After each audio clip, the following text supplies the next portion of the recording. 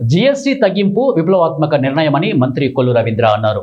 ప్రజలు కొనుగోలు శక్తి పొదుపు పెరిగాయని అన్నారు.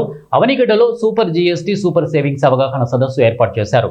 తగ్గించిన జీఎస్టీతో పేద మధ్యతరగతి కుటుంబాలకు రైతులకు ప్రయోజనకరంగా ఉందని ఎమ్మెల్యే బుద్ధప్రసాద్ అన్నారు. మండలి వెంకట కృష్ణారావు శత జయంతి సందర్భంగా నివాళులు మంత్రి రవీంద్ర అర్పించారు. మంత్రి రవీంద్ర, ఎమ్మెల్యే బుద్ధప్రసాద్ అవనిగడ్డలో నూతన ఆలయం ప్రారంభించారు.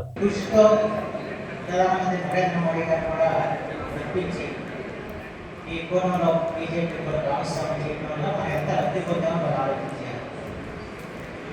మరి ఎంత అస్తవ్యస్తమైన ఈ రాష్ట్రానికి అలా ఏదైనా మన కొంత ఊపిరి పోసుకుంటున్నామంటే దాని కారణం ప్రధానమంత్రి నరేంద్ర మోడీ గారి సహకారం అని చెప్పగలం. ఇవాళ ఏ కార్యక్రమం చేస్తే మన ఎన్ఆర్టీస్ ద్వారా సిమెంట్ రోడ్ వేస్తుంది, అలాగే జాతీయ రహదారులన్నీ కూడా ఇవాళ చక్కగా అలాగే అమరావతికి పోలవరం కూడా వచ్చి ఇవన్నీ ఇలా ఉండగా ఇవాళ జిఎస్టీని బాగా తగ్గించి ఇవాళ పేద మధ్యతరగతి వర్గాలకి ఊరట కలిగించింది.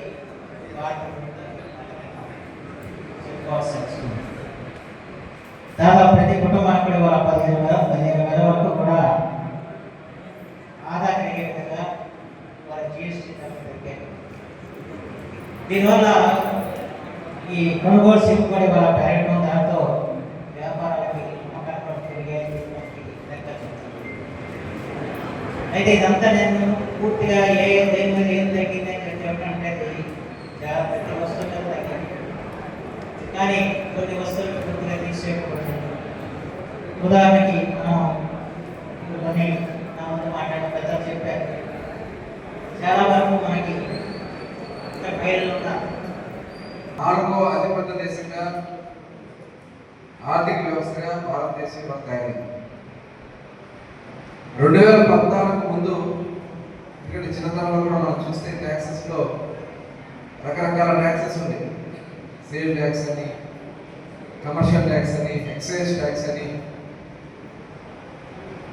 సెంట్రల్ ట్యాక్స్ అని, ఇలా తర్వాత మళ్ళీ వ్యాట్ అని, ఇలాంటి రకరకాల ట్యాక్స్ వచ్చి దేనికి ట్యాక్స్ కట్టాలో తెలియనటువంటి పరిస్థితి. మళ్ళీ ఎంటర్టైన్మెంట్ ట్యాక్స్ ఒకటి. ఇవాళ ఇవన్నీ కూడా ఒకే కొడుకు కింద తీసుకొచ్చి కేంద్ర రాష్ట్ర ప్రభుత్వాల వాటా కూడా నిర్ణయించే విధంగా